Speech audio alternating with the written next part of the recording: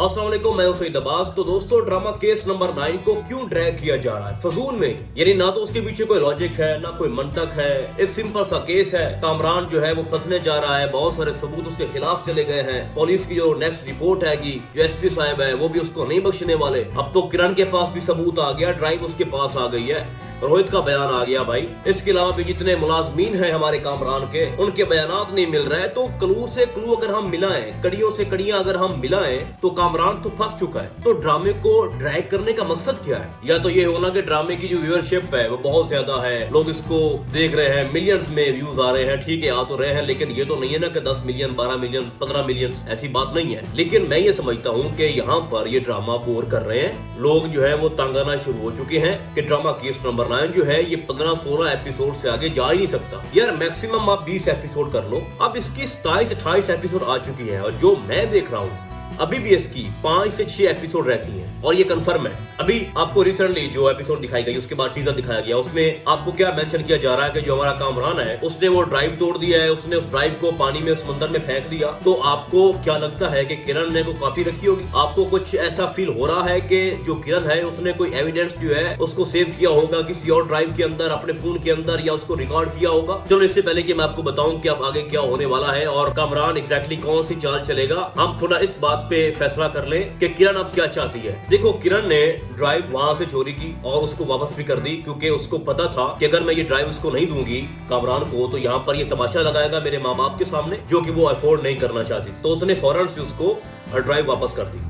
जब उसने बोला कि मैं कोई जोर जबरदस्ती नहीं करना चाहता, तो इसका मतलब ये है कि कोई बैकअप प्लान होगा किरण के पास। यकीनन उसके पास कोई इसकी कॉपी मौजूद है। यही वजह है कि उसने उसको कहा कि यहाँ पे ले जाओ, दफा हो जाओ यहाँ से। तो अगर किरण ने वो कॉपी अपने पास रखी है, तो इसका एक ही मतलब है कि उसने कोर्ट में जाके वो पेश करनी है। अब ऐसा मुझे क्यों लग रहा है? देखो, जब उसको सारी सच्चाई का इल्म हुआ तो उसने सबसे पहले रोहित को कॉल की और उससे माफी मांगी। फिर क्या किया? उसने सहर को कॉल की, उससे भी उसने माफी मांगी कि भाई मैं गलत थी, मैंने बिला वजह अपने शौहर के ऊपर एतमाद किया, उसकी बातों पर यकीन किया, लेकिन आप लोग सच्चे थे। तो इसका ये मतलब है कि सहर कभी भी कामरान के पास वापस नहीं जाना चाहेगी, और वो कोर्ट में जाके गवाही देगी और सबूत के साथ। और यही वो सबूत जो है जो उसने कॉपी किया है, कोर्ट में जाके पेश करेगी। अब आगे जाके होता यह है कि जो कामरान है उसको लगता है कि ये ड्राइव है और एक ही है, कोई सबूत पीछे बचा नहीं है, तो उसने वहां पे उसको पहले तोड़ा, फिर उसने फेंक दिया। अब कामरान को ये लगता है कि किसी के पास कोई सबूत नहीं है। फिर होता यह है कि वो इंसान जो कि एंकर है और बड़ा ही 2 नंबर किस्म का वो इंसान है, उसने पहले भी कॉल की थी कामरान को कि आप आए और इंटरव्यू दें। तो अब वहां पर बात डन हो गई, और जिस अंदाज से इस पूरी कहानी को मीडिया के ऊपर पेश किया जा रहा है, और कामरान ने वहां पर जो मासूम बनने की एक्टिंग की है, रो धो कर के मेरा एक दोस्त जो कि 15 साल पहले मेरा दोस्त बना था, और इतनी पक्की यारी और पैसे के लालच में, और मेरी जो प्रॉपर्टी है, मेरा जो बिजनेस है, उसको हथियाने के लिए मेरा दोस्त उनके साथ मिल गया, मेरी एम्प्लॉय के साथ मिल गया, मेरी बीवी, खैर बीवी तो अभी बीच में नहीं आई, ये भी हो सकता है कि हेड पे कामरान ये कहे कि मेरी बीवी भी उनके साथ मिली हुई है, ये माइंड में रखिएगा, ठीक है? तो वो क्या होता है कि वो प्रोग्राम नशर किया जाता है और लोगों के दिलों में ये बात डाली जाती है, और प्रेशर जो है वो वहां पे बिल्डअप किया जाता है कि जो कामरान है वो सच्चा है, और उसके ऊपर इल्जाम लगा के ये एक ड्रैग करने की ना, ड्रामे को ड्रैग करने की एक साजिश है। समझ रहे हो भाई साहब आप बात? अब आगे क्या होगा कि उसके जवाब में जो हमारी सहर है वो प्रोग्राम करेगी किसी चैनल में जाके। अब वो कह रही है कि मुझसे तो इस तरह की एक्टिंग होती नहीं है, जिसके बाद जो उसकी दोस्त है, रोहित की बीवी, जो सहर की दोस्त है, वो कहती है कि आपने एक्टिंग नहीं करनी, आपने परफॉर्म नहीं करना,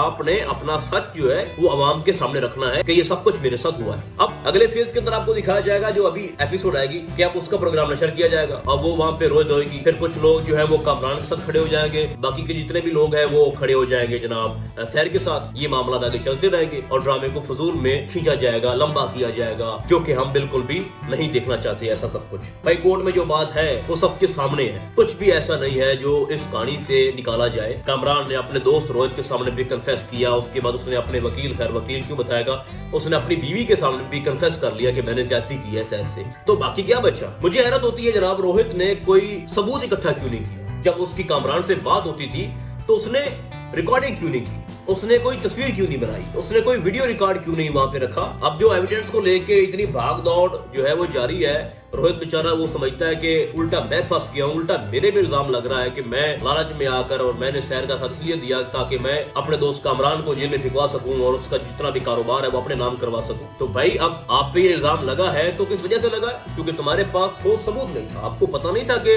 जो कामरान है वो खुद को बचाने के लिए क्या कुछ कर सकता है। तुम उसको अच्छी तरह से जानते थे। तो मतलब कि बड़ा ही आसानी के साथ इस केस को सुलझाया जा सकता था और बहुत जल्दी से इस ड्रामे को खत्म किया जा सकता था। लेकिन अब ऐसा लग रहा है कि इसकी मजीद 5-6 एपिसोड रहती है। अब अगर मैं एसपी साहब की बात करूं, भाई जब तुम्हें कोर्ट ने हुक्म जारी कर दिया है कि नई रिपोर्ट लेके आओ, अदालत जो है वो पहली रिपोर्ट से मुतमिन नहीं है, तो तू जाके वहाँ पे बैठ के अपने ऑफिस में और जो आपने इन्वेस्टिगेशन करनी है उसकी बजाय आप मुजरिम को बाहर खड़ा कर रहे हो कि वेट करवाओ, उसको पता चले कि जनाब मैं कोई बहुत बड़ा, मतलब क्या है भाई? आप उसके घर जाओ, फौरन से जाओ, वकूआ देखो, उनके बंदों से मिलो, मुलाजमीन से मिलो, बातचीत करो और साथ कटहरे में खड़ा करो उस इंस्पेक्टर शफीक को भी, उनके बयानात लो, ठीक है, कामरान को फंसाने की कोशिश करो, जल्दी से आप रिपोर्ट पेश करो। आप तो जाके सो गए और फिर जब आप ऑफिस आते हो तो आपको पता ही नहीं है कि मैंने करना क्या। इतना बड़ा मसला खड़ा हो गया, आप खुद कह रहे हो कि कानून की नजरें हम पे हैं, पूरे मुल्क के अंदर ये बात फैल गई है और हमारे डिपार्टमेंट के ऊपर उंगलियां उठाई जा रही है कि हमने रिपोर्ट जो है वो गलत बनाई है और हमने आपकी फेवर की है। तो आप क्यों चुप करके बैठ गए हो? एवं ड्रामे को आप लंबा किए जा रहे हो। भाई आप बस कर दो, हम तंग आ चुके हैं शहर के रोने से। जब बोलती है, रो पड़ती है, आंखों से आंसू है, ठीक है, हम उसका दर्द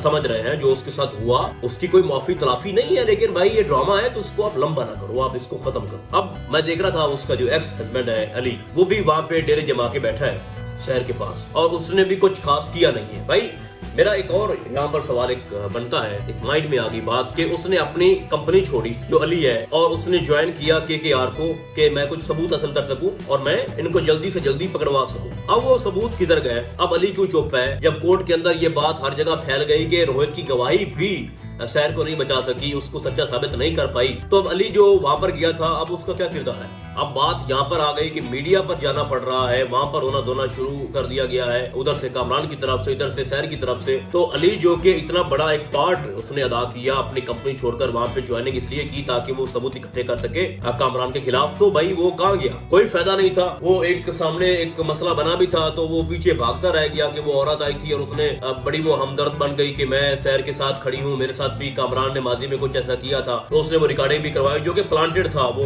इंस्पेक्टर शफीक की तरफ से वो सारा मामला। तो हमारा जो अली है वो बस पीछे भागता रह गया। भाई तुम्हारे पास टाइम था, आप रिकॉर्डिंग कर सकते थे, आप वीडियोस बना सकते थे वहाँ पे, लेकिन आपने भी कोई सबूत इकट्ठा नहीं किया। और मुझे ऐसा लगता भी नहीं है कि आगे जाके कोई कोर्ट में ये कोई बहुत बड़ा धमाका करेगा जो ये अली है, इसका जो किरदार है। तो बात करने का मकसद ये है कि एंड पे अगर कुछ कर भी देती है तो अब जो अभी वाली जो मनता के हमारे सामने आई है कि हमने ड्रामे को बस लंबा करना है, उधर से कामरान, इधर से शहर, कोई वो प्लान नहीं खेलेगा कामरान को, इधर से कुछ होगा, तो क्या मतलब सारी चीजें शहर की फेवर में है। उसका पुराना दोस्त, उसने गवाही दे दी है और अगर हम पूरी हियरिंग जितनी भी हुई हैं उनको इकट्ठा करें, मर्ज करें, तो उसमें से जो रिजल्ट निकलता है वो सारा का सारा कामरान के खिलाफ जा रहा है। और कामरान 2-3 जगहों पे तो खुद कन्फेस भी कर चुका है। तो खैर शहर जो है वो केस जीतने के बिल्कुल करीब है, ठीक है, और आप थोड़ा सब्र कर लो। जो लोग ये ड्रामा पहले एपिसोड से लेके अब तक देख रहे हैं उनकी मजबूरी है कि इसको एंड तक वो लेके जाएं, देखना तो पड़ेगा, सही है। और मैं आपको एक राज की बात बता दूं जाते जाते कि कामरान को जो शख्स ये जो किरदार फंसाएगा वो उसकी अपनी बीवी होगी किरण, ठीक है। वो कोर्ट में आके वो ड्राइव पेश करेगी और उसके खिलाफ गवाही देगी। बाकी अब बाकायदगी के साथ इस ड्रामे की जो अगली प्रोसीडिंग है या जितना भी प्रोसेस है उसको मैं अगली वीडियो के अंदर डिस्कस करूंगा कि इसकी लास्ट एपिसोड कब आनी है, उसमें क्या कुछ नया हो सकता है, हम उस पर जरूर बात करेंगे। लेकिन आज की वीडियो में मेरा जो टॉपिक था बेसिकली वो यही था कि बिला वजह जिसकी कोई तुक नहीं बनती इस ड्रामे को ड्रैग क्यों किया जा रहा है और नहीं करना चाहिए। बाकी अब आपको क्या लगता है कि नेक्स्ट क्या हो सकता है और कौन कौन मेरी इन बातों से एग्री है, आपने मुझे कमेंट्स के अंदर आगे बताना है। तो फिलहाल आज के लिए बस इतना ही। हम आपको बहुत जल्द मिलेंगे किसी और ड्रामे के डायरी में। तब तक के लिए अल्लाह हाफिज।